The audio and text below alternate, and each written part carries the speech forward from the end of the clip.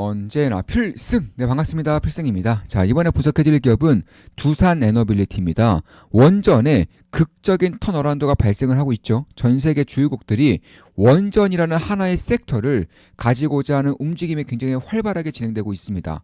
이건 우리가 생각하는 것보다 훨씬 더 큰 흐름일 수 있다는 것을 염두에 둘 필요가 있어요. 빅테크들의 IR 혹은 이제 컨퍼런스 콜이라던가 혹은 이제 관련된 전력 기업들의 그런 IR 자료들을 살펴보면 딱 공통된 것들이 있어요. 이번 AI 사이클은 전쟁과도 같다. 이번 AI 사이클에서의 그런 승자, 그러니까 승기를 잡지 못한다면은 망하는 수준의 그런 타격을 입을 수밖에 없다라는 것이고, 특히 미국과 중국의 패권 전쟁이 이뤄지고 있는데 여기서의 승리를 장담할 수 있는 기술력은 결국 AI가 될 것이라고 밝히고 있는 것입니다. 따라서 미국과 중국 간에 혹은 미국 진영과 중국 진영 간에 AI 패권 전쟁이 발생되고 있는 것이고, 뿐만 아니라 빅테크들끼리도 AI 패권 전쟁이 발생을 하고 있는 거예요. 예를 들어서 AI를 거머쥔 빅테크와 거머쥐지 못한 빅테크 사이에서는 상하관계가 분명하게 작용될 수밖에 없다라는 것입니다. 이에 따라서 AI를 하기 위해서 가장 먼저 필요로 하는 것들이 반도체 칩 그리고 에너지라는 것입니다. 이 중에서도 컨퍼런스 콜 혹은 IR 자료를 제가 다 살펴보니까 이 칩 같은 경우는 어느 정도는 구할 수 있대요. 그러니까 쇼티지가 공급 부족이 그렇게까지는 심각하지 않다라는 것입니다. 그런데 문제가 에너지가 없다는 거예요. 에너지가 없어서, 에너지를 구할 수가 없어서 AI에 대한 투자를 강력하게 진행하고 싶어도 더 이상 강력하게 진행할 수 없는 수준이라고 밝히고 있는 것입니다. 이에 따라서 결국에는 이번 이제 사이클에서의 진짜 주인공은 저는 에너지라고 보고 있는 것이고, 현재 그런 주도 섹터를 본다면 에너지 내에서도 가스 그리고 원전이 그 주인공격인 역할을 하고 있다라는 것은 제 눈에 분명하게 보이고 있는 사실입니다. 이 중에서도 가스는 과거부터 있었던 산업이다 보니까 결국 원전 망하다시피 했다가 극적으로 턴어라운드하고 있는 원전, 그리고 아예 없다가 새로 생겨나는 소형 원전 혹은 나노 원전, 이런 것들이 결국 이 시대를 이끌어갈 수 있는 대장주로서 역할을 할 수 있는 그런 섹터가 되고 있다. 개인적으로는 그렇게 보고 있는 것입니다. 이에 따라서 이제는 대체 불가한 기업이 되고 있습니다. 전 세계 원전의 파운드리, 그러니까 반도체에서는 TSMC가 있고 바이오에서는 삼성 바이오로직스, 그 론자가 있다면 원전에서는 두산 에너빌리티가 있다라고 해도 과언이 아닐 정도로 이쪽 세계에서는 아주 압도적인 그런 경쟁력을 부여가 있는 두산 에너빌리티를 저는 꾸준하게 봐야 한다라고 보고 있어요. 자, 그에 앞서서 저 같은 경우는 이제 오늘 아마 이제 곧 올라갈 겁니다. 오늘 곧 올라갈 텐데 제가 이제 필사드 멤버분들과 그리고 좋은만 기쁜 멤버분들께 제 주식 계좌를 공개를 했습니다.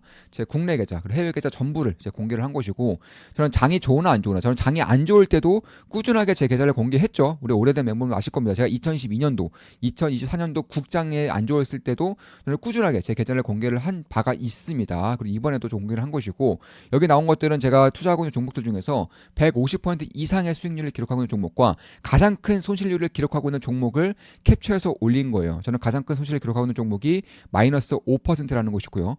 여기서 만약에 이 숫자들을 보면서 투자에 대한 일가견이 있는 분들, 그러니까 실력이 매우 초고수 반영이 오른 분들이라던가 혹은 제 올해 멤버분들은 이 숫자만 보더라도 단번에 깨달으실 거예요.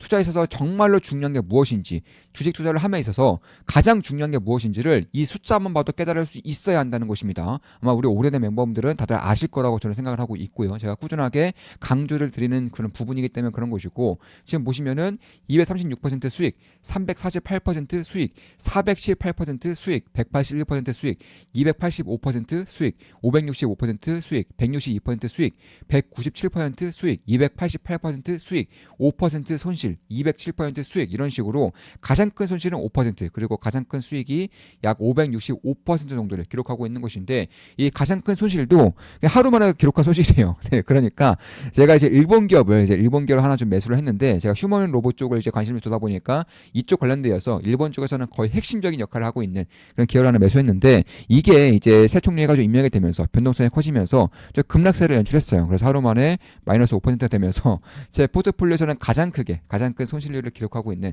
그런 기업이 되었다. 좀 이렇게 말씀드릴 수가 있을 것 같습니다.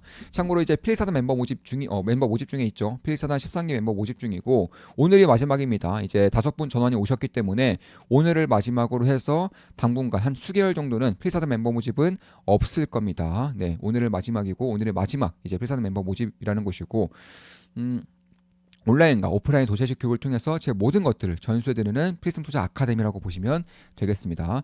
다시 돌아와서 그 두산 LBT에 대한 그런 핵심적인 요소들을 핵심만 딱딱딱 추려서 말씀을 드려볼게요. 일단 뭐 체코라던가 혹은 유럽이라던가 북미도 저는 마찬가지입니다. 두산 LBT가 유럽 시장에 혹은 중동 시장에 아주 공격적으로 진출하고 있는데 저는 미국 시장에도 두산 LBT가 진출할 것이라고 저는 보고 있어요. 왜냐하면 두산 에너빌리티 외에는 사실 이 원전에 대한 주기기를 제대로 생산할 수 있는 기업이 별로 없기 때문에 그런 거예요. 그래봤자 일본의 뭐 히타치 정도 되는 것인데 이런 기업들도 사실 자국 내 그런 수요를 감당하기도 그냥 벅찬 수준의 그런 캐펙스 능력을 가지고 있기 때문에 사실 두산 에너빌리티가 압도적인 경쟁력을 가지고 있다. 그 외에는 뭐 중국 기업들, 러시아 기업들 써야 되는데 미국 진영에서 러시아, 중국 기업들을 원전 쪽에서 주기기로 들어올 가능성은 저는 거의 없다라고 보고 있기 때문에 사실 중동 그리고 유럽, 미국, 아시아도 마찬가지고 거의 대부분의 권역에서 유럽과 이제 중국과 러시아 권역 외에는 거의 전 세계에서 두산 에너빌리티의 주기기가 납품될 가능성이 굉장히 높다라는 것이고 이에 따라서 이미 원전 수출 로드맵이 가장 잘 갖춰져 있는 전 세계에서 가장 잘 갖춰져 있는 기업이기도 합니다. 특히나 이제 가스터빈도 수출이 이제 막 시작되고 있죠. 이제 뭐 GE라던가 지멘스 혹은 미쓰비시 외에도 세계 네 번째로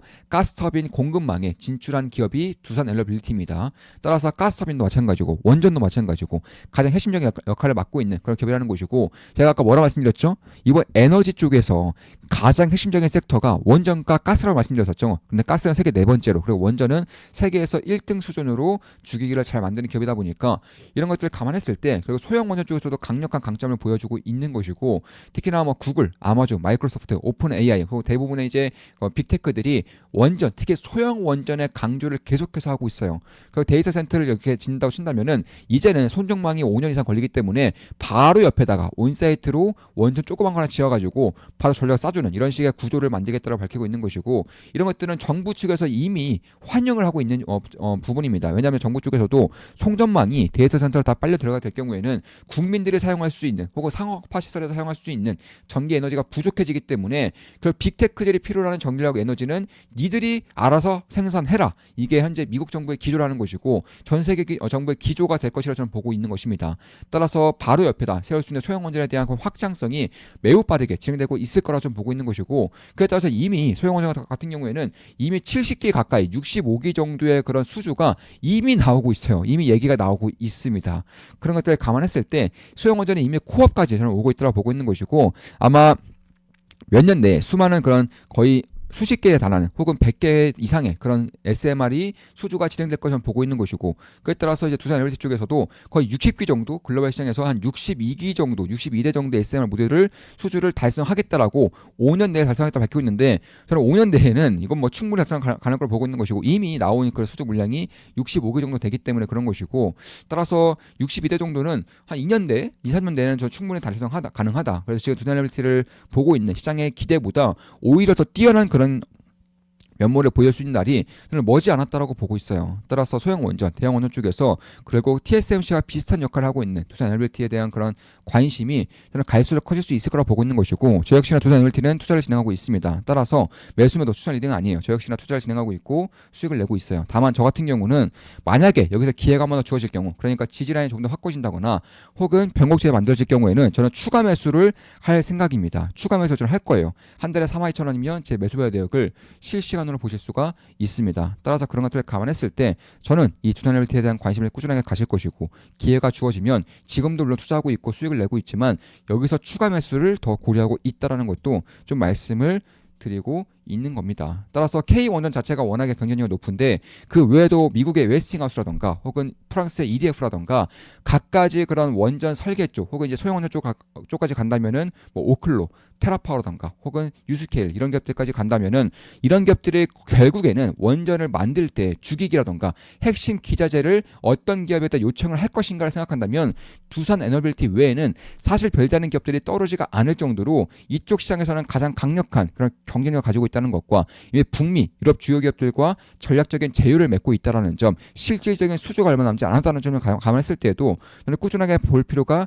있겠다라고 생각을 하고 있는 것입니다. 따라서 원전 시장을 본다면, 원전의 극적인 턴어라운드와 원전의 황금 르네상스 시대를 본다면은 두산 에너빌리티를 빼놓을 수는 없다라는 것입니다. 자, 이것으로 방송 마치겠습니다. 지금까지 두산 에너빌리티, 특히 원전 쪽에 대한 혹은 가스 쪽에 대한 그런 분석을 좀 해드렸던 것이고, 필사단 mem버 모집 오늘이 마지막입니다. 오늘이 끝나면 향후 수개월간은 필사단 멤버 모집은 없을 겁니다. 온라인 오픈한 도체식 교육을 통해서 제 모든 것들을 전수해드리는 곳입니다. 필승이었습니다. 필승 구독, 알림 설정, 좋아요는 여러분들께 돈이 됩니다. 필승!